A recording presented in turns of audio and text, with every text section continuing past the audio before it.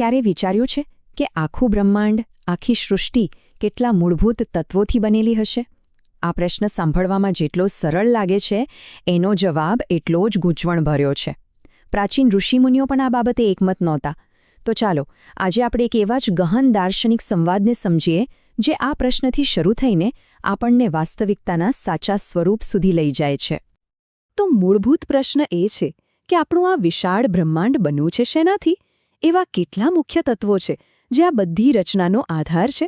લાગે છે ને સાવ સીધો સવાલ, પણ ચાલો જોઈએ એના જવાબો કેવા કેવા મળ્યા હતા. ઋષિ ઉદ્ધવ જ્યારે આ પ્રશ્નોનો જવાબ શોધવા નીકળ્યા ત્યારે એમને તો જાતજાતના જવાબો મળ્યા. કોઈકે કહ્યું 26 તત્વો છે તો કોઈકે કહ્યું 25, કોઈ વળી કે 17 તો કોઈકે ફક્ત 4. હવે વિચાર કરો, આટલા બધા જુદા જુદા જવાબો અને બધા જ્ઞાની ઋષિઓ દ્વારા અપાયેલા, તો પછી સાચું શું? આ બધા જવાબો એકસાથે સાચા કઈ રીતે હોઈ શકે? બસ આ જ રહસ્ય છે જે આપણને આ સંવાદના ઊંડાણમાં લઈ જશે. તો ચાલો શરૂઆત કરીએ પહેલા વિભાગથી, સંખ્યાઓનું બ્રહ્માંડ. અહીં આપણે ઉદ્ધવની મૂંઝવણને નજીકથી જોઈશું અને સમજવાનો પ્રયત્ન કરીશું કે આ સંખ્યાઓ પાછળનું સાચું રહસ્ય શું છે. આપણે જે સંખ્યાઓની વાત કરી રહ્યા છીએ ને, એ છે તત્વો. તત્વો એટલે શું? એમ સમજો કે આ વાસ્તવિકતાના, આ સૃષ્ટિના મૂળભૂત બિલ્ડિંગ બ્લોક્સ છે. અલગ અલગ ફિલોસોફી પ્રમાણે આ તત્વો જ બ્રહ્માંડની રચના કરે છે. હવે આ બધી અલગ અલગ સંખ્યાઓથી ઉદ્ધવ એટલા ગૂંચવાઈ જાય છે કે તેઓ સીધા ભગવાન કૃષ્ણ પાસે પહોંચે છે અને પૂછે છે, હે પ્રભુ, આ શું છે? કોઈ કે 26, કોઈ કે 4. આટલી બધી જુદી જુદી સંખ્યાઓ એકસાથે સાચી કઈ રીતે હોઈ શકે? મહેરબાની કરીને મને આ તત્વોનું સાચું સ્વરૂપ સમજાવો. અને બસ અહીંથી જ કૃષ્ણના અદ્ભુત જ્ઞાનનો પ્રવાસ શરૂ થાય છે. હવે આવે છે વિભાગ 2, એક સત્ય અને એક દ્રષ્ટિકોણ. કૃષ્ણનો જવાબ કોઈ એક સંખ્યા નથી, પણ એક નવો જ દ્રષ્ટિકોણ છે. એ આપણને શીખવે છે કે કેવી રીતે એક જ સત્યને જોવાના ઘણા રસ્તા હોઈ શકે છે. અને કૃષ્ણનો જવાબ સાંભળીને તો ઉદ્ધવ પણ ચોંકી ગયા હશે. તેઓ કહે છે બધા જ જવાબો સાચા છે, કારણ કે દરેક પાછળ એક તર્ક છે. જે વિદ્વાન છે એમના માટે આમાંથી કોઈ પણ જવાબ અયોગ્ય નથી. મતલબ કે સાચો જવાબ કોઈ એક સંખ્યામાં નથી છુપાયેલો, પણ એ દરેક દૃષ્ટિકોણ પાછળ રહેલા તર્કમાં છે. પણ આ શક્ય કેવી રીતે બને? શ્લોક 7માં કૃષ્ણ સમજાવે છે કે તત્વો એકબીજામાં ભળેલા છે, એકબીજામાં ઓતપ્રોત છે. મતલબ કે એક તત્વની અંદર બીજા તત્વના ગુણધર્મો પણ રહેલા છે. આ કારણે ઋષિઓ પોતે કઈ બાબત પર ધ્યાન કેન્દ્રિત કરવા માંગે છે એના આધારે તત્વોના અલગ અલગ જૂથ પાડી શકે છે, અને એટલે જ એમની ગણતરી પણ અલગ અલગ થાય છે. ચાલો એક ઉદાહરણથી સમજીએ. કેટલાક ઋષિઓ 17 તત્વો ગણાવે છે, જેમાં 5 મહાભૂતો, 5 ઇન્દ્રિયોના વિષયો, 5 ઇન્દ્રિયો, 1 મન અને 1 જીવાત્મા, આ બધાનો સમાવેશ થાય છે. જ્યારે બીજા ઋષિઓ આ જ વાતને એકદમ ટૂંકમાં સમજાવે છે. તેઓ કહે છે કે મૂળભૂત રીતે તો ફક્ત 4 જ તત્વો છે: અગ્નિ, જળ, પૃથ્વી અને આત્મા. જુઓ, બંને દૃષ્ટિકોણ પોતાની જગ્યા તર્કબદ્ધ છે, બસ તેમનો હેતુ અને જોવાની રીત અલગ છે. ચાલો હવે સંવાદના ત્રીજા અને સૌથી ગહન વિભાગમાં પ્રવેશ કરીએ, આત્મા અને પ્રકૃતિ. અહીં વાત હવે સંખ્યાઓથી આગળ વધીને ચેતનાના સ્વરૂપ પર પહોંચે છે. ઉદ્ધવનો આગલો સવાલ તો સંવાદને એના હાર્દ સુધી લઈ જાય છે. એ પૂછે છે, ભગવાન, જો આત્મા અને આ ભૌતિક દુનિયા એટલે કે પ્રકૃતિ ખરેખર અલગ અલગ છે, તો પછી આપણને અનુભવમાં તેઓ એકબીજા સાથે એટલા જોડાયેલા, એટલા અવિભાજ્ય કેમ લાગે છે? આ ગહન પ્રશ્નનો જવાબ આપવા માટે કૃષ્ણ 2 મૂળભૂત ખ્યાલો સમજાવે છે. પહેલું છે પ્રકૃતિ, એટલે કે આ ભૌતિક જગત જે સતત બદલાતું રહે છે, અને બીજું છે પુરુષ, એટલે કે આત્મા, જે શુદ્ધ, સ્થિર અને અપરિવર્તનશીલ ચેતના છે, જે આ બધા ફેરફારોનું માત્ર નિરીક્ષણ કરે છે, એનું સાક્ષી છે. હવે આ પ્રકૃતિ અને પુરુષનો ભેદ સમજાવવા માટે કૃષ્ણ એક ખૂબ જ સુંદર રૂપકનો ઉપયોગ કરે છે. તેઓ કહે છે, જરા વિચાર કરો, એક છે આંખ, બીજું છે એ રૂપ જેને આંખ જુએ છે, અને ત્રીજું છે સૂર્યનો પ્રકાશ, જેના વગર જોવાનું શક્ય જ નથી. હવે જુઓ, આ ત્રણેય વસ્તુઓ આંખ, રૂપ અને પ્રકાશ એકબીજા પર નિર્ભર છે. પ્રકાશ વગર આંખ શું જોશે? આંખ વગર રૂપ કોણ જોશે? અને રૂપ વગર આંખ અને પ્રકાશનું શું અર્થ? આ ત્રણે એક સાથે મળીને જ જોવાની ક્રિયાને પૂર્ણ કરે છે. પણ અહીં જ ખરી વાત આવે છે. આ ત્રણે એકબીજા પર આધાર રાખે છે, પણ જે પેલો આકાશમાં રહેલો સૂર્ય છે એ તો આ બધાથી અલગ છે. એ સ્વતંત્ર છે, સ્વયં પ્રકાશિત છે. એને પ્રકાશ માટે કોઈની જરૂર નથી. ઉલટું એ જ તો પ્રકાશનો મૂળ સ્ત્રોત છે. અને આ રૂપકથી કેટલી સ્પષ્ટતા થાય છે. ભગવાન કૃષ્ણ કહે છે કે આત્મા બિલકુલ પેલા સૂર્ય જેવો છે. એ જાગૃતિનો, ચેતનાનો અંતિમ સ્ત્રોત છે. શરીર, મન અને ઇન્દ્રિયો જે કંઈ પણ કરે છે, આત્મા એ બધાનું એક મૌન સાક્ષી છે, એક નિરીક્ષક છે. ભલે એ આ બધાની સાથે હોય, પણ એમનાથી તદ્દન અલગ અને સ્વતંત્ર છે. હવે આપણે આ ચર્ચાના અંતિમ અને ચોથા વિભાગમાં પહોંચ્યા છીએ, મનની અનંત યાત્રા. અહીં આપણે સમજીશું કે આત્મા અને પ્રકૃતિ વચ્ચેનો જે ભેદ આપણે જોયો એ જીવન, મૃત્યુ અને પુનર્જન્મના ચક્ર પર કેવી રીતે લાગુ પડે છે. શ્લોક 36માં કૃષ્ણ પુનર્જન્મના રહસ્ય પરથી પડદો ઉઠાવે છે. તેઓ સમજાવે છે કે આપણું મન, જે આપણા કર્મોથી ઘડાયેલું છે, એ એક શરીર છોડીને બીજા શરીરમાં પ્રવાસ કરે છે. અને આત્મા, જે એક શાશ્વત સાક્ષી છે, એ આ મનની યાત્રામાં તેની સાથે રહે છે. આ સંવાદમાં મૃત્યુની જે વ્યાખ્યા આપી છે એ ખરેખર અદ્ભુત છે. શ્લોક 38 કહે છે કે મૃત્યુ એ ફક્ત શરીરનો અંત નથી, સાચું મૃત્યુ તો ચેતનાની એક અવસ્થા છે. જ્યારે વ્યક્તિ ઇન્દ્રિયોના વિષયોમાં, ભૌતિક સુખોમાં એટલી બધી ડૂબી જાય કે પોતાના સાચા આત્મ-સ્વરૂપને સંપૂર્ણપણે ભૂલી જાય, એ જ સાચું મૃત્યુ છે. આપણું આ ભૌતિક શરીર કેટલું ક્ષણભંગુર અને પરિવર્તનશીલ છે એ સમજાવવા માટે શ્લોક 46માં એના 9 તબક્કા વર્ણવ્યા છે. ગર્ભાદાનથી શરૂ કરીને ગર્ભાવસ્થા, જન્મ, બાળપણ, યુવાની, મધ્યમ વય, વૃદ્ધાવસ્થા અને અંતે મૃત્યુ. આ બતાવે છે કે શરીર તો એક સતત બદલાતી પ્રક્રિયા છે. આ સતત પરિવર્તનના ભ્રમને તોડવા માટે કૃષ્ણ એકદમ સચોટ રૂપક આપે છે.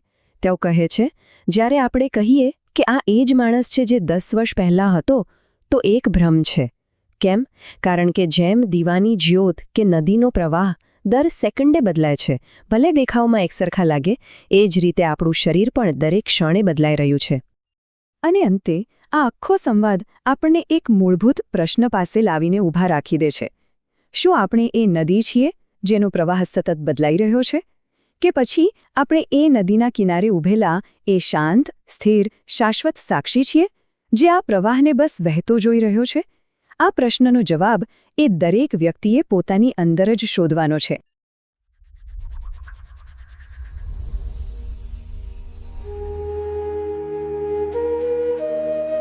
નમસ્કાર અને સ્વાગત છે આજના વિશેષ ચર્ચા સત્રમાં. આજે આપણે શ્રીમદ ભાગવતના એક અત્યંત ગહન અધ્યાયમાં, એમ કહી શકાય કે ઊંડા ઉતરીશું. હા, 11મા સ્કંધનો 22મો અધ્યાય, ઉદ્ધવ ગીતાનો ભાગ છે આ. બરાબર. અને આપણી પાસે સ્ત્રોત તરીકે આ અધ્યાયના મૂળ શ્લોકો છે જ. એમાં ઉદ્ધવજી ભગવાન શ્રીકૃષ્ણને પેલું સૃષ્ટિના મૂળભૂત તત્વો, એટલે કે તત્વોની સંખ્યા અને એના સ્વરૂપ વિશે પ્રશ્નો પૂછે છે. અને એમની મૂંઝવણ પણ સાચી છે, કારણ કે અલગ અલગ ઋષિઓએ અલગ અલગ સંખ્યાઓ ગણાવી છે, એટલે કોઈ સ્પષ્ટતા નથી મળતી. હા, એ જ. કોઈ 26 કે કોઈ 25, કોઈ વળી સાવ ઓછા 7 કે 6. આટલો બધો ફરક કેમ? ખરેખર તો આપણે આજના સંવાદમાં એ જ સમજવાનો પ્રયત્ન કરીશું કે શ્રીકૃષ્ણ આ જે દેખીતો વિરોધાભાસ છે એનું સમાધાન કેવી રીતે આપે છે. અને સાથે સાથે પેલું આત્મા અને પ્રકૃતિ, પુરુષ અને પ્રકૃતિનો સંબંધ. હા, અને જન્મ મરણનું ચક્ર કેમ ચાલે છે, સાચું જ્ઞાન કેવી રીતે મળે, આ બધી વાતો પર શ્રીકૃષ્ણના વિચારોની ગહેરાઈમાં ઉતરીશું. અમારો ઉદ્દેશ્ય એ જ છે કે આ જે ગહન જ્ઞાન છે તેને થોડું સરળ અને સુલભ બનાવીએ. જે કોઈ પણ જગત અને પોતાના સ્વરૂપને ઊંડાણથી સમજવા માંગે છે તેમને કંઈક દિશા મળે. ચાલો, તો શરૂઆત ઉદ્ધવના સીધા સવાલથી જ કરીએ. હા, એ પૂછે છે, હે પ્રભો, હે વિશ્વેશ્વર, આ સૃષ્ટિના મૂળભૂત તત્વો ખરેખર કેટલા છે? પહેલો જ સવાલ. અને પછી તરત જ પોતાની મૂંઝવણ રજૂ કરે છે. હા, કે મેં સાંભળ્યું છે કોઈ ઋષિ 26 કહે, કોઈ 25, કોઈ 7, 9, 6, 4, 11, અરે કોઈ 17, 16 કે 13 પણ ગણાવે છે. અને એટલું જ નહીં, એ તો ભગવાનને યાદ કરાવે છે કે તમે પોતે પણ ક્યારેક 9, ક્યારેક 11 તો ક્યારેક 5 અને 3 તત્વો કહ્યા છે. એટલે ઉદ્ધવનો પ્રશ્ન છે કે આટલી બધી ભિન્નતા કેમ? આનું રહસ્ય શું છે? મને લાગે છે આ પ્રશ્ન આજે પણ એટલો જ મહત્વનો છે. સત્ય એક છે કે પછી અનેક દ્રષ્ટિકોણ છે? ખૂબ સાચી વાત. અને શ્રીકૃષ્ણનો જવાબ જુઓ, કેટલો સુંદર છે. એ કહે છે કે આ વિવિધતા સ્વાભાવિક છે. સ્વાભાવિક, પણ કેવી રીતે? એમ કે બ્રાહ્મણો એટલે કે જ્ઞાનીઓ જ્યારે તત્વોનું વર્ણન કરે છે ત્યારે તેઓ માયાશક્તિથી, હા, માયાથી પ્રભાવિત થઈને જુદા જુદા દૃષ્ટિકોણથી વાત કરે છે. આમાં કશું ખોટું નથી. ઓહ, એટલે જ્ઞાનીઓ પણ માયાથી પ્રભાવિત થઈ શકે? હા, બિલકુલ. પણ કૃષ્ણ ભારપૂર્વક કહે છે કે હું જે કહીશ તે જ અંતિમ અને તર્કસંગત છે. અને આ મતભેદોનું મૂળ કારણ શું?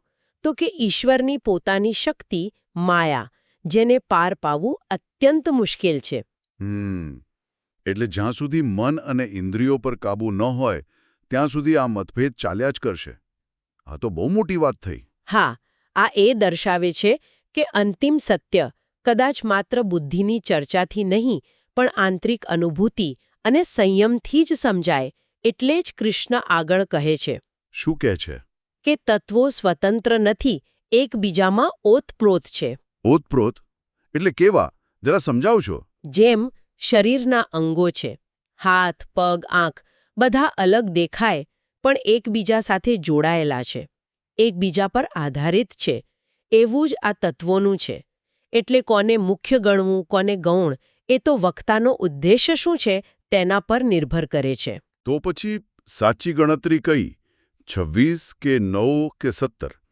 કઈ માનવી? જુઓ, કૃષ્ણ અહીં કેટલા વ્યવહારુ છે.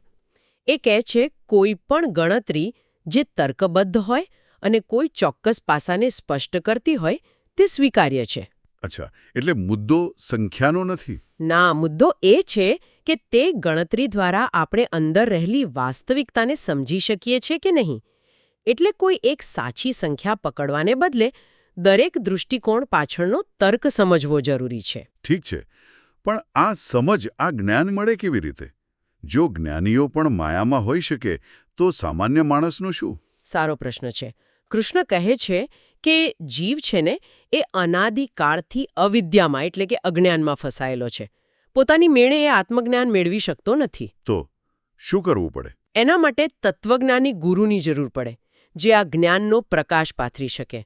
અને અહીં એક બહુ ક્રાંતિકારી વાત કૃષ્ણ કહે છે. કઈ વાત? કે જીવાત્મા એટલે કે પુરુષ અને પરમાત્મા એટલે કે ઈશ્વર એ મૂળભૂત રીતે એક જ છે. તેમની વચ્ચે કોઈ ભેદ નથી. આ સિવાયની બધી કલ્પનાઓ વ્યર્થ છે. ઓહો, આ તો બહુ ઊંડી વાત. એ સંહારનું કારણ બને છે. આ 3 ગુણો, સત્વ, રજસ, તમસ, એને જરા સરળ શબ્દોમાં સમજાવો ને. ચોક્કસ. સત્વ એટલે પ્રકાશ, જ્ઞાન, શુદ્ધતા, સુખ. રજસ એટલે ક્રિયા, ગતિ, મહત્વાકાંક્ષા, દુઃખ. અને તમસ એટલે અંધકાર, અજ્ઞાન, જડતા, મોહ. અને આ ત્રણેય ગુણો છે ને એ સતત એકબીજા સાથે ક્રિયા પ્રતિક્રિયા કરતા રહે છે. જ્યારે આ ક્રિયા થાય ત્યારે તેને કાળ એટલે કે સમય, સ્વભાવ એટલે દરેક વસ્તુની આંતરિક પ્રકૃતિ અને સૂત્ર અથવા મહત્તત્વ, જેને કોસ્મિક ઇન્ટેલિજન્સ કહી શકાય, એવા નામોથી ઓળખવામાં આવે છે. આ બધું પ્રકૃતિનું નાટક છે. આત્મા તો આ બધાથી પર છે, માત્ર સાક્ષી છે. સમજાયું. તો હવે કૃષ્ણ પોતે કઈ ગણતરી આપે છે? એમણે પણ અલગ અલગ કહી છે ને? હા, કૃષ્ણ પહેલા 9 તત્વોની એક ગણતરી સમજાવે છે. એમાં પુરુષ, આત્મા અને પ્રકૃતિ મૂળ દ્રવ્ય તો છે જ, પછી મહત્તત્વ, અહંકાર એટલે કોસ્મિક બુદ્ધિ અને હુંપણાનો ભાવ. બરાબર. અને પછી 5 મહાભૂતો, આકાશ, વાયુ, અગ્નિ, જળ અને પૃથ્વી. આ થયા કુલ 9. અને પછી પેલી ઇન્દ્રિયો, એ પણ ગણાય ને? હા, આ 9 મૂળભૂત તત્વો પછી 11 ઇન્દ્રિયોનો ઉલ્લેખ છે. 5 જ્ઞાનેન્દ્રિયો, કાન, ત્વચા, આંખ, નાક, જીભ. સાંભળવા, સ્પર્શ, જોવા, સૂંઘવા, સ્વાદ માટે. અને 5 કર્મેન્દ્રિયો, વાણી, હાથ, ઉપસ્થ, પાયુ, પગ. બોલવા, કામ કરવા, પ્રજનન, મળત્યાગ, ચાલવા માટે. અને આ 10 ઉપરાંત 11મું તત્વ એટલે મન, જે બધી ઇન્દ્રિયોનું સંચાલન કરે છે. બરાબર. અને આ ઇન્દ્રિયોના વિષયો પણ હોય ને, જેમ આંખનો વિષય રૂપ. એકદમ સાચું. જ્ઞાનેન્દ્રિયોના 5 વિષયો શબ્દ, સ્પર્શ, રૂપ, રસ અને ગંધ, અને કર્મેન્દ્રિયોના કાર્યો ગતિ, વાણી, ઉત્સર્જન, હાથથી થતા કામો વગેરે. આ બધું મળીને આપણું અનુભવ જગત બને છે. તો પછી પેલી બીજી સંખ્યાઓ જે ઋષિઓએ ગણાવી હતી 7, 6, 4, 17 વગેરે, એનું શું? એ કેવી રીતે સમજાવે છે કૃષ્ણ? હવે કૃષ્ણ એ સમજાવે છે કે આ બધી ગણતરીઓ કેવી રીતે ઉદ્ભવે છે, અને તે પણ તાર્કિક છે. જેમ કે કેટલાક ઋષિઓ 7 તત્વો ગણે છે. કયા 7? 5 મહાભૂતો, પૃથ્વી, જળ, અગ્નિ, વાયુ, આકાશ, વત્તા જીવાત્મા અને પરમાત્મા. ઓહ, અહીં જીવ અને પરમાત્માને અલગ ગણ્યા છે. હા, અને પરમાત્માને બધાનો આધાર માન્યો છે. આ 7માંથી જ શરીર, ઇન્દ્રિયો વગેરે બને છે એમ કહેવાય. અને 6 તત્વોવાળી ગણતરી? એમાં 5 મહાભૂતો અને છઠ્ઠા પરમ પુરુષ એટલે કે ભગવાન. અહીં જીવાત્માને અલગ નથી ગણ્યો, પણ ભગવાનને સૃષ્ટિ રચીને તેમાં પ્રવેશ કરનાર તરીકે વર્ણવ્યા છે. રસપ્રદ. ખરેખર દરેક ગણતરી પાછળ એક અલગ દાર્શનિક દૃષ્ટિ છે. પેલી 4 તત્વોવાળી ગણતરી પણ આવી જશે. હા, એમાં તેજ, અગ્નિ, જળ અને અન્ન, જે પૃથ્વીનું પ્રતિનિધિ છે, આ 3 મુખ્ય ભૌતિક તત્વોને ચોથા તત્વ આત્મામાંથી ઉત્પન્ન થયેલા ગણ્યા છે, અને આ 4થી જગત બન્યું. અને સાંખ્ય દર્શન એ 17 તત્વો માને છે, એનું શું? સાચું. સાંખ્ય મત પ્રમાણે 17 તત્વો છે. 5 મહાભૂત, 5 તન્માત્રા. તન્માત્રા એટલે? ભૂતોના સૂક્ષ્મ રૂપ. હા, ગંધ, રસ, રૂપ, સ્પર્શ, શબ્દ. પછી 5 જ્ઞાનેન્દ્રિયો, મન અને 17મો આત્મા.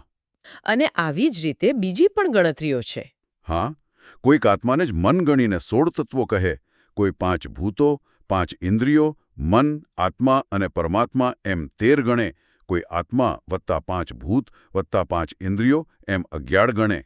અને પેલી 9 વાળી બીજી એક ગણતરી પણ છે. હા, એમાં 8 પ્રકૃતિઓ, મૂળ પ્રકૃતિ, મહત્તત્વ, અહંકાર, 5 તન્માત્રા અને 9મો પુરુષ, આત્મા. બાપરે, આ તો ગણતરીઓનું જંગલ છે. પણ કૃષ્ણનો સારાંશ તો એ છે ને કે આ બધી ગણતરીઓ પાછળ તર્ક છે, અને તે પોતપોતાની રીતે સાચી છે. બિલકુલ. વિદ્વાનો માટે આમાં કશું અશોભનીય નથી. કૃષ્ણનો આશય એ જ છે કે તું સંખ્યામાં ન અટવાઈ જા, પણ અંદર રહેલા સિદ્ધાંતને સમજ. પરંતુ ઉદ્ધવની જિજ્ઞાસા અહીં અટકતી નથી. હવે તે એક વધુ મૂળભૂત અને એમ કહીએ કે વ્યવહારિક પ્રશ્ન પૂછે છે. કયો પ્રશ્ન? હવે શું બાકી રહ્યું? ઉદ્ધવ કહે છે, હે કૃષ્ણ, જો પુરુષ એટલે કે આત્મા અને પ્રકૃતિ એટલે કે જગત ખરેખર સ્વભાવથી અલગ છે, જેમ તમે કહો છો, તો પછી વ્યવહારમાં તેઓ એક અને અભિન્ન કેમ દેખાય છે? હા, આ જ મુદ્દો છે. આપણને કેમ એવું લાગે છે કે આત્મા પ્રકૃતિમાં ભળેલો છે અને પ્રકૃતિ આત્મામાં? હું દેહ છું, હું મન છું, આવો અનુભવ કેમ થાય છે? બરાબર ને? આ તો ખરેખર આપણા બધાનો અનુભવ છે. જો આત્મા શરીરથી જુદો છે, તો હું મારી જાતને શરીર કેમ માનું છું? એટલે ઉદ્ધવ આ મહાન સંશય દૂર કરવા કૃષ્ણને વિનંતી કરે છે, અને સાથે એ પણ સ્વીકારે છે કે જીવને જ્ઞાન અને મોહ બંને આપનાર તો કૃષ્ણની માયા શક્તિ જ છે, જેની ગતિ કોઈ સમજી શકતું નથી. કૃષ્ણનો જવાબ ફરીથી માયા પર જ આવે છે. એ કહે છે કે પુરુષ અને પ્રકૃતિ વચ્ચેનો ભેદ ન દેખાવો અથવા તેઓ એક લાગવા આ એક વિકલ્પ છે, ભ્રમણા છે. ભ્રમણા શેનાથી ઉત્પન્ન થયેલી? પ્રકૃતિના ગુણોના સંયોગ અને તેના વિકારોથી. કૃષ્ણ કહે છે, મારી ગુણમયી માયા જ આ ગુણો દ્વારા જુદી જુદી બુદ્ધિઓ અને ભ્રામક ધારણાઓ ઉત્પન્ન કરે છે. આ ભ્રમણા કેવી રીતે કામ કરે છે? પેલું અધ્યાત્મ, અધિદૈવ, અધિભૂત જેવી કંઈક વાત આવે છે. હા, બરાબર પકડ્યું. આ ભ્રમણા 3 સ્તરે કામ કરે છે. અધ્યાત્મ, આંતરિક, જેમ કે આંખ, કાન જેવી ઇન્દ્રિયો, મન, બુદ્ધિ. અધિભૂત, બાહ્ય, જેમ કે રૂપ, શબ્દ જેવા ઇન્દ્રિયોના વિષયો, ભૌતિક પદાર્થો. અને અધિદૈવ, આ બંનેને જોડનાર શક્તિ અથવા દેવતા. આ ત્રણેય એકબીજા પર આધારિત છે. હા, અને એકબીજા વિના ટકી શકતા નથી. જેમ કે કૃષ્ણ પેલું આંખ અને સૂર્યનું ઉદાહરણ આપે છે. હા, યાદ આવ્યું. આંખ, રૂપ અને સૂર્યનું પ્રતિબિંબ. બરાબર. આંખ અધ્યાત્મ, બહારનું રૂપ અધિભૂત, અને આંખની કીકીમાં દેખાતું સૂર્યનું પ્રતિબિંબ જે રૂપને પ્રકાશિત કરે છે અધિદૈવ. આ ત્રણેય એકબીજા સાથે જોડાયેલા છે. પણ આકાશમાં રહેલો મૂળ સૂર્ય? એ તો આ ત્રણેયથી સ્વતંત્ર છે, સ્વયં પ્રકાશિત. એવી જ રીતે આત્મા આ અધ્યાત્મ, અધિદેવ અને અધિભૂત આ ત્રિપુટીથી પર છે. તે બધાનો આધાર અને પ્રકાશક છે, પણ તેમાં લિપ્ત નથી. વાહ! આ ઉદાહરણથી વાત ઘણી સ્પષ્ટ થાય છે. તો આજે હું અને મારું નો ભાવ છે અહંકાર. એનું મૂળ શું? ગુણોમાં ક્ષોભ થવાથી પેદા થાય છે. સાત્વિક અહંકાર, વૈકારિક, રાજસિક અહંકાર, ઇન્દ્રિય કે તેજસ, અને તામસિક અહંકાર, ભૂતાદિ. એટલે સારો, ક્રિયાશીલ અને જડ અહંકાર. હા, એમ કહી શકાય. આ અહંકાર જ આત્મા પર શરીર, મન, બુદ્ધિના ધર્મોનું આરોપણ કરે છે અને ભેદભાવ તથા મોહ ઊભો કરે છે. કૃષ્ણ તો ત્યાં સુધી કહે છે કે આત્મા છે કે નથી એવા જે શાશ્વત દાર્શનિક વિવાદો છે ને, હા, અસ્તિત્વ અને નાસ્તિકતાના. એ પણ આ ભેદ દૃષ્ટિ અને અહંકારનું જ પરિણામ છે. જેમના મન મારાથી એટલે કે કૃષ્ણથી વિમુખ છે, તેમના માટે આ વાદ વિવાદ ક્યારેય પૂરા થતા નથી. ખૂબ જ ગહન ચર્ચા. હવે ઉદ્ધવ કદાચ આ જ જ્ઞાનને જીવન મરણના ચક્ર ખાતે જોડવા માંગે છે એમ લાગે છે. હા, બરાબર. ઉદ્ધવ હવે પૂછે છે, હે પ્રભો, જે લોકો આત્મજ્ઞાનથી વિમુખ છે તેઓ પોતાના કર્મો અનુસાર કેવી રીતે વારંવાર ઊંચા નીચા શરીરો ધારણ કરે છે અને છોડે છે? આખી પ્રક્રિયા કેવી રીતે ચાલે છે? અને એ સ્વીકારે છે કે આ સમજવું અઘરું છે, ખાસ કરીને અજ્ઞાનીઓ માટે. હા, એટલે એ કૃષ્ણને વિનંતી કરે છે કે સમજાવો. અને હવે શ્રીકૃષ્ણ આત્માની આ સંસાર યાત્રાનું, આ ટ્રાન્સમાઇગ્રેશનનું વર્ણન કરશે. બિલકુલ. કૃષ્ણ સમજાવે છે કે મનુષ્યનું મન, ધ્યાન આપજો, મન, જે તેના કર્મો અને વાસનાઓનું બનેલું છે અને 5 ઇન્દ્રિયો સાથે જોડાયેલું છે, તે જ મૃત્યુ પછી એક શરીરમાંથી બીજા શરીરમાં જાય છે. આત્મા નહીં. આત્મા પોતે ક્યાંય જતો આવતો નથી, પણ મન સાથે જોડાયેલો હોવાનો ભ્રમ થવાથી તે મનની પાછળ જાય છે તેમ લાગે છે. અને આ મન કેવી રીતે કામ કરે છે? તે કેવી રીતે નક્કી કરે છે કે ક્યાં જવું? મન સતત ભૂતકાળના અનુભવો અને ભોગોનું ચિંતન કરતું રહે છે. આ ચિંતનથી નવા કર્મો બંધાય છે અને ભવિષ્યનો માર્ગ નક્કી થાય છે. અને જેમ જેમ નવા અનુભવો થાય તેમ તેમ જૂની સ્મૃતિઓ ભૂસાતી જાય છે. અને મૃત્યુ એટલે શું? કૃષ્ણ શું કહે છે? કૃષ્ણ કહે છે કે જ્યારે જીવ ભોગોમાં એટલો ડૂબી જાય કે તેને પોતાના આત્મ સ્વરૂપનું ભાન જ ન રહે, એની સંપૂર્ણ વિસ્મૃતિ થઈ જાય, તેને જ મૃત્યુ કહેવાય છે. અને જન્મ? જન્મ એટલે નવા શરીર સાથે તાદાત્મ્ય સ્થાપવું. હું આ નવું શરીર છું તેમ માની લેવું. કૃષ્ણ કહે છે કે આ બધું સ્વપ્ન કે મનોરથ જેવું છે. સ્વપ્ન જેવું? હા. જીવ પોતાના પૂર્વજન્મને ભૂલી જાય છે અને નવા શરીરમાં પોતાને નવેસરથી ઓળખવા માંડે છે. આ અંદર બહાર જેવા ભેદ પણ ઇન્દ્રિયો અને મનની કલ્પના છે. આત્મા માટે આવું કંઈ નથી. આ શરીર અને જીવન કેટલું ક્ષણભંગુર છે એ સમજાવવા કૃષ્ણ સુંદર ઉદાહરણો આપે છે, ખરું ને? હા, ખૂબ સરસ. એ કહે છે કે કાળની ગતિ એટલી સૂક્ષ્મ છે કે આપણને દેખાતું નથી, પણ જીવો અને વસ્તુઓ નિરંતર ઉત્પન્ન અને નષ્ટ થઈ રહ્યા છે. પેલું દીવાની જ્યોત અને નદીના પ્રવાહનું ઉદાહરણ? બરાબર. જેમ દીવાની જ્યોત ક્ષણે ક્ષણે બદલાય છે પણ આપણને સ્થિર લાગે છે, જેમ નદીનો પ્રવાહ સતત વહે છે પણ નદી એ જ લાગે છે, તેમ આપણા શરીર અને અવસ્થાઓ પણ પળે પળ બદલાઈ રહ્યા છે. એટલે જ્યારે આપણે કહીએ કે આ એ જ વ્યક્તિ છે, ત્યારે એ પણ પૂરેપૂરું સાચું નથી. કૃષ્ણના કહેવા મુજબ તે ભ્રમ છે. જેમ દીવાની જ્યોત કે નદીનું પાણી દર ક્ષણે નવું છે, તેમ શરીર પણ નવું છે. આ તે જ માણસ છે એમ કહેવું એ માત્ર વ્યવહારિક સત્ય છે, પરમાર્થ સત્ય નથી. અને આ ભ્રમને કારણે જ આત્મા જન્મ મરણના ચક્રમાં ફસાયેલો લાગે છે. હા, પણ આત્મા ખરેખર ન જન્મતો કે ન મરતો. કૃષ્ણ અગ્નિ અને લાકડાનું ઉદાહરણ આપે છે. જેમ અગ્નિ લાકડાના સંયોગથી પ્રગટ કે અપ્રગટ લાગે, પણ અગ્નિ તત્વ સ્વતંત્ર છે તેમ આત્મા શરીરના સંયોગથી જન્મ્યો મર્યો લાગે પણ તે સ્વતંત્ર છે. શરીરની પેલી 9 અવસ્થાઓ ગણાવી છે ગર્ભાધાનથી મૃત્યુ સુધી, તે પણ શરીરની જ છે, આત્માની નહીં. એકદમ બરાબર. ગર્ભાધાન, જન્મ, બાળપણ, યુવાની, ઘડપણ, મૃત્યુ આ બધી શરીરની અવસ્થાઓ છે, જે મનની કલ્પનાઓ છે. આત્મા તો આ બધાનો સાક્ષી છે, દ્રષ્ટા છે. જેમ કોઈ વ્યક્તિ બીજથી વૃક્ષ અને ફળ સુધીની આખી પ્રક્રિયાને જુએ છે, પણ પોતે વૃક્ષ નથી. બરાબર. એ જ રીતે આત્મા શરીરના જન્મ મરણને જુએ છે પણ પોતે તેનાથી અલગ છે. તો પછી આ સંસારનું, આ જન્મ-મરણના ચક્રનું મૂળ કારણ શું? સારાંશ શું? બે મુખ્ય કારણો. એક, અજ્ઞાન આત્મા અને પ્રકૃતિ, શરીર, મન, બુદ્ધિ વચ્ચેનો ભેદ ન સમજવો, અને બીજું, ઇન્દ્રિયો દ્વારા વિષયોમાં આસક્તિ અને મોહ. આ બે કારણોથી જીવ સંસારમાં ભટક્યા કરે છે. અને કયા ગુણનો પ્રભાવ વધારે છે, સત્વ, રજસ કે તમસ, તેના આધારે તેને દેવ, મનુષ્ય, પશુ વગેરે જેવા અલગ અલગ જન્મ મળે છે. પણ આત્મા પોતે તો નિષ્ક્રિય છે, અકર્તા છે, તો પછી તે કર્મમાં કેવી રીતે જોડાય છે? કૃષ્ણ સરસ ઉદાહરણ આપે છે. જેમ કોઈ નાચતા ગાતા લોકોને જોઈને કોઈક પોતે પણ એમનું અનુકરણ કરવા લાગે, ભલે એને નાચતા ગાતા ન આવડતું હોય. હા.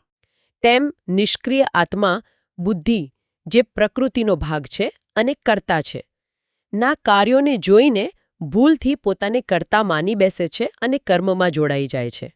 આ બધું ભ્રમ પર જ આધારિત છે એમ? હા.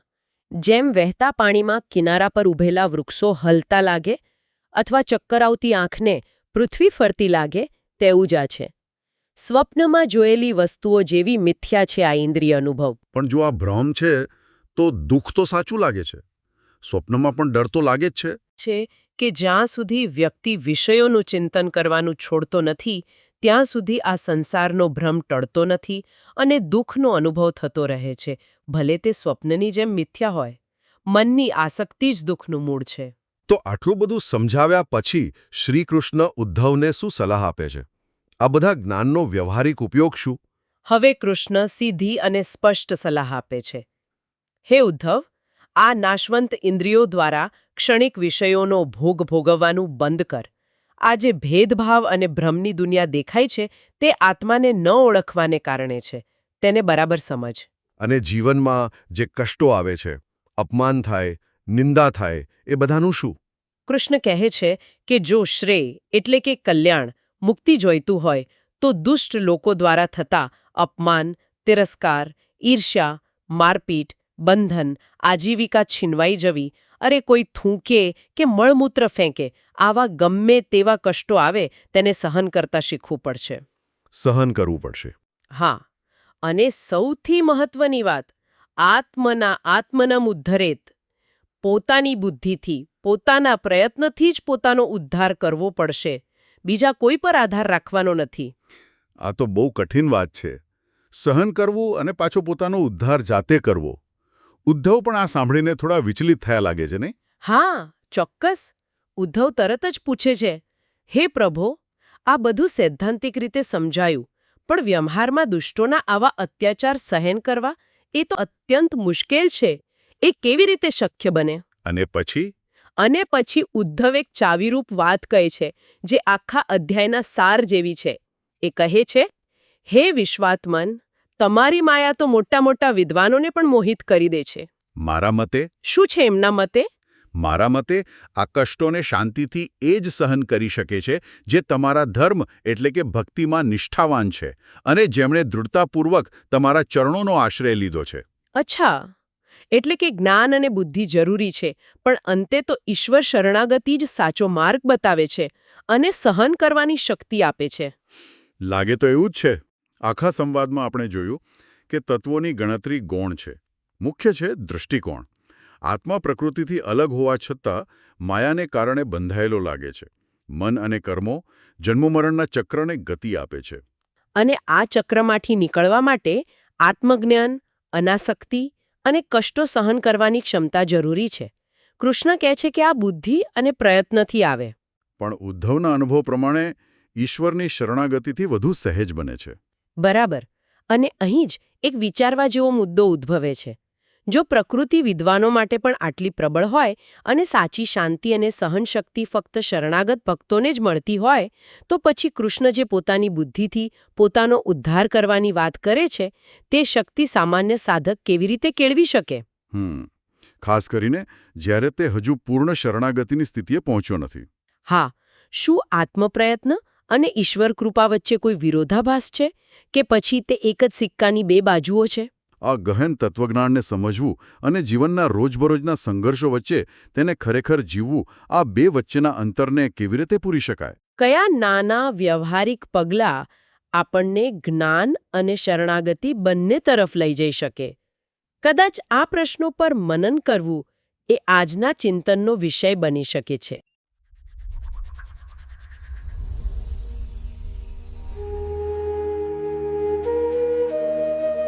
ધ ડિબેટમાં આપનું સ્વાગત છે. આજે આપણે ભગવદ્ પુરાણના 11મા સ્કંદના 22મા અધ્યાયમાંથી ઉદ્ભવતા એક ખૂબ જ ગહન પ્રશ્ન પર વિચાર વિમર્શ કરીશું. ઉદ્ધવજી ભગવાન કૃષ્ણને પૂછે છે કે વાસ્તવિકતાના મૂળભૂત તત્વો, જેને આપણે તત્વ કહીએ છીએ, તેની સંખ્યા બાબતે આટલા બધા મતભેદ કેમ છે? મતલબ કોઈ ઋષિ 9 ગણાવે, કોઈ 11, કોઈ 25 તો કોઈ 26. આ વિવિધતા પાછળનું કારણ શું? હા, અને ખરેખર આ માત્ર ગણતરીનો જ મુદ્દો નથી લાગતો. એના મૂળમાં પ્રશ્ન એ છે કે જીવ એટલે કે પુરુષ અને પ્રકૃતિ વચ્ચેનો જે ભેદ આપણે અનુભવીએ છીએ તે કેટલો વાસ્તવિક છે. શું આ બધી ગણતરીઓ અને આ ભેદભાવ એ પોતે જ અંતિમ સત્ય છે, કે પછી કોઈ એક અખંડ સત્યને સમજાવવાના આ બધા અલગ અલગ દ્રષ્ટિકોણ માત્ર છે, જે કદાચ ખબર છે ઈશ્વરની માયા શક્તિ દ્વારા છવાયેલા છે? મને લાગે છે કે આ જ આપણા આજના વિચાર વિમર્શનો કેન્દ્રવર્તી પ્રશ્ન છે. બરાબર કહ્યું. અને આ ચર્ચાનો આધાર શ્રી કૃષ્ણ અને ઉદ્ધવ વચ્ચેનો સંવાદ છે, જે ભગવદ્ પુરાણના 11મા સ્કંદના 22મા અધ્યાયમાં વર્ણવેલ છે. તો હું એ પક્ષ રજૂ કરીશ કે મૂળભૂત સત્ય એક અને અદ્વિતીય છે, અદ્વૈત. તત્વોની વિવિધ ગણતરીઓ અને પુરુષ પ્રકૃતિ વચ્ચેનો જે દેખીતો ભેદ છે ને, એ બધું ભગવાનની માયાશક્તિ દ્વારા સર્જાયેલો દેખાવ માત્ર છે, પારમાર્થિક સત્ય નથી. અને મારો દ્રષ્ટિકોણ એ રહેશે કે ભલે અંતિમ સત્ય કદાચ અદ્વૈત હોય, પણ સંસારના બંધનમાં પડેલા જીવ માટે પ્રકૃતિ સાથેનો પોતાનો આ જે દેખીતો ભેદ છે અને તત્વોની આખી કાર્યપ્રણાલી છે, એને સમજવી એ મુક્તિના માર્ગ પર આગળ વધવા માટે વ્યવહારિક રીતે અત્યંત મહત્વપૂર્ણ છે. અનિવાર્ય પણ કહી શકાય. મતલબ આ ભેદોને સમજ્યા વિના તેને ઓળંગી શકાય નહીં, એમ મારું માનવું છે. ઓકે, તો ચાલો આપણે ઉદ્ધવજીના પ્રશ્નથી જ શરૂઆત કરીએ. શ્લોક 1થી 3માં તેઓ પોતાનો આ જ સંશય વ્યક્ત કરે છે. હવે એના ઉત્તરમાં ભગવાન કૃષ્ણ જે કહે છે તે ખૂબ જ સૂચક છે. શ્લોક 4થી 9માં તેઓ સ્પષ્ટ કરે છે કે આ મતભેદનું કારણ શું છે. તો કે વક્તાઓની માયાશક્તિના પ્રભાવ હેઠળ હોવું. તેઓ કહે છે કે તત્વો એકબીજામાં એવી રીતે ભળેલા છે, અનુપ્રવિષ્ટ છે. શ્લોક 7માં આ શબ્દ છે, એટલે કે એકબીજામાં પ્રવેશ કરીને રહેલા છે કે વક્તા પોતાના વિશ્લેષણના હેતુ અને દૃષ્ટિ પ્રમાણે અલગ અલગ ગણતરી રજૂ કરે છે. કોઈ કારણને કાર્યમાં ગણી લે, કોઈ કારણને કારણમાં. આ બધું સાપેક્ષ છે, જુઓ. પણ મૂળભૂત સિદ્ધાંત શું? શ્લોક 11માં ભગવાન ભારપૂર્વક કહે છે કે જીવ અને ઈશ્વર વચ્ચે ખરેખર કોઈ ભેદ નથી, અણુ માત્ર પણ નહીં. અને જે જ્ઞાન દ્વારા આપણા ભેદ સમજવાનો પ્રયાસ કરીએ છીએ ને, તે જ્ઞાન પોતે પણ પ્રકૃતિનો જ એક ગુણ છે. એટલે જ્યારે ભગવાન પોતે જુદી જુદી ગણતરીઓ સમજાવે છે, જેમ કે 9 તત્વોની શ્લોક 14માં કે 11 ઇન્દ્રિયો અને મનની શ્લોક 15, ત્યારે તેઓ માયાના કાર્યને સમજાવવા માટેના વૈચારિક સાધનો આપી રહ્યા છે. એ અંતિમ સત્ય નથી. અને સૌથી મહત્વનું, શ્લોક 6માં કહ્યું છે કે જ્યારે વ્યક્તિ શમ અને દમ દ્વારા મન અને ઇન્દ્રિયો પર સંપૂર્ણ નિયંત્રણ મેળવી લે છે, ત્યારે આ બધા વાદ વિવાદો, ખબર છે, આપોઆપ શાંત થઈ જાય છે. આ શું સૂચવે છે? એ જ કે પરમ સત્ય આ બધી ગણતરીઓ અને ભેદોથી પર છે. હું તમારી વાત સમજું છું કે અંતિમ સત્ય કદાચ ભેદોથી પર છે, પણ મારે અહીં ભગવાન કૃષ્ણના જ શબ્દો પર થોડું ધ્યાન દોરવું છે. શ્લોક 25માં બધી જુદી જુદી ગણતરીઓ સમજાવ્યા પછી તેઓ શું કહે છે? તેઓ કહે છે કે ઋષિઓ દ્વારા કરવામાં આવેલી તત્વોની આ બધી ગણતરીઓ ન્યાય્ય અને યુક્તિમત્વ છે. ન્યાય એટલે યોગ્ય, ઉચિત, યુક્તિમત્વ એટલે તર્કસંગત, બુદ્ધિગમ્ય. હવે મારો પ્રશ્ન એ છે કે જો આ ગણતરીઓ માત્ર માયાનો ભ્રમ જ હોત તો ભગવાન તેને યોગ્ય અને તર્કસંગત શા માટે કહે? આ શબ્દોનું વજન છે નહીં? મને લાગે છે કે આ દર્શાવે છે કે આ ભેદો અને વર્ગીકરણોનું જ્ઞાન નિરર્થક નથી, બલકે તે સંસારની એટલે કે આપણે જે વાસ્તવિકતાનો અનુભવ કરીએ છીએ તેની કાર્યપ્રણાલી સમજવા માટે ખૂબ જ ઉપયોગી અને કદાચ જરૂરી પણ છે. તમે ઉદ્ધવજીના સંશયનો ઉલ્લેખ કર્યો શ્લોક 26-27માં. એ સંશય જુઓ કેટલો વ્યવહારુ છે. તેઓ કહે છે કે ભાઈ પુરુષ એટલે કે આત્મા અને પ્રકૃતિ સ્વભાવે ભિન્ન છે એવું શાસ્ત્રો કહે છે, પણ અનુભવમાં તો તેઓ એટલા ગાઢ રીતે જોડાયેલા દેખાય છે કે તેમને અલગ પાડવા લગભગ અશક્ય લાગે છે. આત્મા પ્રકૃતિમાં દેખાય છે, પ્રકૃતિ આત્મામાં દેખાય છે. આ કોઈ કાલ્પનિક સમસ્યા નથી, આ તો સાધકની વાસ્તવિક મૂંઝવણ છે. અને ભગવાન આના જવાબમાં જે સમજાવે છે શ્લોક 29-32 તે પણ એટલું જ મહત્વનું છે. તેઓ કહે છે કે આ ભેદભાવ, આ વિકલ્પ એ ગુણોના પરસ્પર સંઘર્ષથી એટલે કે ગુણ વ્યતિકરથી ઉદ્ભવે છે, જે ત્રિવિધ અહંકાર વૈકારિક, સાત્વિક, તામસ અને ઇન્દ્રિય રાજસિક અને તેમાંથી જન્મતા મોહનું કારણ બને છે. આ જે સૃષ્ટિ રચાઈ છે તેને ભગવાન વૈકારિક સૃષ્ટિ કહે છે, અને આ જ સૃષ્ટિ તો બંધનમાં પડેલા જીવનો પ્રત્યક્ષ અનુભવ છે. તો આ અનુભવાતી વાસ્તવિકતાને જેમ કે 3 ગુણોનો પ્રભાવ શ્લોક 51, કર્મ અને પુનર્જન્મનું ચક્ર શ્લોક 36-40, શરીરની જુદી જુદી અવસ્થાઓ શ્લોક 46, આ બધાને સમજ્યા વગર તેને માત્ર માયા કહી દેવાથી સંસારમાંથી મુક્તિ કેવી રીતે મળે? શું આ વ્યવહારિક સત્યને સમજવું જરૂરી નથી? હા, તમે જે ન્યાય અને યુક્તિમત્વ શબ્દો પર ભાર મૂક્યો એ મુદ્દો ખરેખર રસપ્રદ છે. અને હું માનું છું કે ભગવાન આ ગણતરીઓને યોગ્ય અને તર્કસંગત એટલા માટે કહે છે કારણ કે તે પોતપોતાના મર્યાદિત સંદર્ભમાં ઉપયોગી છે. વાત એમ છે કે તે માયાના જગતનું વિશ્લેષણ કરવા માટેના માન્ય સાધનો છે. જેમ જુઓ, જુદા જુદા વિજ્ઞાનના મોડેલ હોય છે, કોઈ ભૌતિકશાસ્ત્રનું, કોઈ રસાયણશાસ્ત્રનું. તે બધા પોતપોતાના ક્ષેત્રમાં યોગ્ય અને તર્કસંગત છે, પણ તેમાંથી કોઈ એક સંપૂર્ણ વાસ્તવિકતા નથી. ખરું ને? ભગવાન પોતે જ જુઓ કેટલી બધી ગણતરીઓ આપે છે. 9 શ્લોક 14, 7 શ્લોક 19, 6 શ્લોક 20, 4 શ્લોક 21, 17 શ્લોક 22, 16 શ્લોક 23, 13 શ્લોક 23, 11 શ્લોક 24 અને 8 પ્રકૃતિ અને 1 પુરુષ મળીને 9 શ્લોક 24. આટલી બધી વિવિધતા શું સૂચવે છે? એ જ કે કોઈ એક ગણતરી અંતિમ નથી. આ બધી ગણતરીઓ વાસ્તવિકતાના જુદા જુદા પાસાઓને પ્રકાશિત કરે છે, પણ તે બધી સાપેક્ષ છે. જેમ મેં પહેલાં કહ્યું, નકશો પ્રદેશને સમજવામાં મદદ કરે છે, પણ નકશો પોતે પ્રદેશ નથી. તેમ આ ગણતરીઓ માયાના કાર્યક્ષેત્રને સમજાવે છે, પણ તે પરમ અદ્વૈત સત્ય નથી. શ્લોક 7માં ભગવાને કહ્યું તેમ તત્વો એકબીજામાં પ્રવેશેલા હોવાથી વક્તાના દૃષ્ટિકોણ પ્રમાણે ગણતરી બદલાય છે. આ સાપેક્ષતા એ જ તો માયાનું લક્ષણ છે. એટલે હા, આ ગણતરીઓ ઉપયોગી છે, ચોક્કસ ઉપયોગી છે, પણ તેને અંતિમ સત્ય માણી લેવું એ ભૂલ છે એમ હું માનું છું. પણ શું આ ગણતરીઓ માત્ર ઉપયોગી છે કે પછી તે કાર્યકારણ સંબંધોને સમજાવવા માટે અનિવાર્ય છે? હું માનું છું કે તે અનિવાર્ય છે. દાખલા તરીકે તમે જ ઉલ્લેખ કર્યો એ 17 તત્વોની ગણતરી શ્લોક 22, જેમાં 5 મહાભૂત, 5 તન્માત્રા, 5 જ્ઞાનેન્દ્રિય, મન અને આત્મા આવે છે. આ ગણતરી શેના માટે છે? એ સૂક્ષ્મ શરીરનું વર્ણન કરે છે. અને આ સૂક્ષ્મ શરીર જ, જેમ શ્લોક 36માં સૂચિત છે, કર્મોના સંસ્કારોને ધારણ કરીને એક શરીરમાંથી બીજા શરીરમાં જાય છે, એટલે કે પુનર્જન્મ પામે છે. હવે જુઓ, જો આપણે સૂક્ષ્મ શરીરના આ બંધારણને જ ન સમજીએ તો કર્મ અને પુનર્જન્મના સિદ્ધાંતને કેવી રીતે સમજી શકીશું? કેવી રીતે સમજી શકીશું કે કયા તત્વને કારણે કયું બંધન ઊભું થાય છે? તેથી આ ગણતરીઓ માત્ર બૌદ્ધિક કસરત નથી, પણ મુક્તિના માર્ગ પર ચાલનાર સાધક માટે જરૂરી માર્ગદર્શિકા છે. ભગવાને તેને ન્યાય અને યુક્તિમત્વ કહ્યા, એનો અર્થ એ પણ થાય કે આ વિશ્લેષણોમાં વાસ્તવિકતાનું પ્રતિબિંબ છે, ભલે તે સંપૂર્ણ ચિત્ર ન હોય. તેને માત્ર સાપેક્ષ કહીને તેની વ્યવહારિક અગત્યતા ઓછી ન આંકી શકાય. બંધનમાં રહેલા જીવ માટે આ જ્ઞાન અત્યંત મૂલ્યવાન છે. તમે કહો છો કે આ સાપેક્ષતા માયાનું લક્ષણ છે, પણ જ્યાં સુધી જીવ માયામાં છે ત્યાં સુધી આ સાપેક્ષ સત્યો જ તેની વાસ્તવિકતા છે, જેના દ્વારા તેણે માર્ગ કાઢવાનો છે, નહીં? ઓકે, ચાલો હવે આપણે પુરુષ અને પ્રકૃતિના દેખીતા સંબંધ પર થોડી વધુ ઊંડાણપૂર્વક વાત કરીએ. તમે ઉદ્ધવજીના શ્લોક 26ના સંશયનો ઉલ્લેખ કર્યો કે પુરુષ અને પ્રકૃતિ ભિન્ન હોવા છતાં અભિન્ન જેવા દેખાય છે. હું કહું છું કે આ જે દેખાય છે ને તે જ માયાનો પ્રભાવ છે. ભગવાન કૃષ્ણ આત્માના સાચા સ્વરૂપ વિશે શું કહે છે? શ્લોક 49માં તેઓ સ્પષ્ટપણે કહે છે કે આત્મા સ્વભાવે દ્રષ્ટા છે, સાક્ષી છે, તે અક્રિય છે. જેમ કોઈ વ્યક્તિ નદી કિનારે બેસીને પાણીના પ્રવાહને અને તેમાં તરતી વસ્તુઓને જોએ છે પણ પોતે પ્રવાહથી અલગ છે, બરાબર?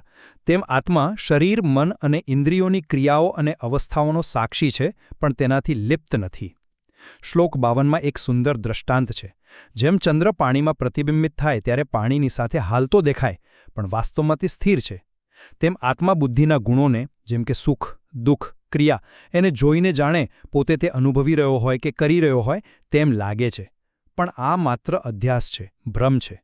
વાસ્તવિકતા એ છે કે આત્મા શુદ્ધ, અક્રિય અને સાક્ષી માત્ર છે. બંધનનું મૂળ કારણ શું છે? શ્લોક 50 કહે છે તેમ અજ્ઞાન. આ અજ્ઞાનને કારણે જ જીવ પોતાને પ્રકૃતિના ગુણો અને કાર્યો સાથે જોડી દે છે અને કરતા ભોગતા માની લે છે. તેથી મુક્તિનો માર્ગ આ અજ્ઞાનને દૂર કરીને પોતાના સાચા સાક્ષી સ્વરૂપને ઓળખવાનો છે. આ દેખીતા સંબંધને તોડી નાખવાનો છે, તેને સત્ય માનીને ચાલવાનો નથી. હું સૈદ્ધાંતિક રીતે તમારી સાથે સહમત છું કે આત્માનું પારમાર્થિક સ્વરૂપ દ્રષ્ટા, સાક્ષી અને અક્રિય છે. એમાં કોઈ શંકા નથી. પરંતુ અહીં મુખ્ય પ્રશ્ન વ્યવહારનો છે. જ્યાં સુધી જીવ અજ્ઞાન અવસ્થામાં છે, જ્યાં સુધી તેણે માયાને પાર કરી નથી, ત્યાં સુધી તે ફક્ત સિદ્ધાંત જાણી લેવાથી મુક્ત નથી થઈ જતો. વાસ્તવિકતા એ છે કે તે પ્રકૃતિના 3 ગુણો સત્વ, રજસ અને તમસ સાથે ગાઢ રીતે બંધાયેલો છે. શ્લોક 12 અને 51 આ વાત સ્પષ્ટ કરે છે. આ ગુણોના પ્રભાવ હેઠળ જ તે શુભ અશુભ કર્મો કરે છે અને તેના ફળ ભોગવવા માટે ઉચ્ચ નીચ યોનિઓમાં ભટક્યા કરે છે. શ્લોક 51. આ અનુભવ ભલે અંતિમ દૃષ્ટિએ ભ્રમ હોય, પણ જે તેને અનુભવી રહ્યો છે તે બંધનગ્રસ્ત જીવ માટે તો તે અત્યંત વાસ્તવિક, કઠોર સત્ય છે. ઉદ્ધવજીનો પ્રશ્ન શ્લોક 27 આ જ વાસ્તવિકતામાંથી ઉદ્ભવે છે. સામાન્ય સાધક માટે આ દેખીતા ભેદને અને પ્રકૃતિના પ્રભાવને અવગાણવું, તેને માત્ર માયા કહી દેવું લગભગ અશક્ય છે. અને શું ભગવાન પોતે પ્રકૃતિની શક્તિને ઓછી આંકે છે? જરાય નહીં. શ્લોક 60માં તેઓ શું કહે છે? દુરત્યા માં પ્રકૃતિહ વિદ્વત્સ્વપી. મારી આ પ્રકૃતિ અત્યંત દુસ્તર છે, વિદ્વાનો માટે પણ તેને પાર કરવી મુશ્કેલ છે. હવે જો વિદ્વાનો માટે પણ મુશ્કેલ હોય તો સામાન્ય સાધકની શી વિસાત? આનો અર્થ શું થયો? એ જ કે માત્ર હું સાક્ષી છું, હું અક્રિય છું એવું બૌદ્ધિક જ્ઞાન પૂરતું નથી.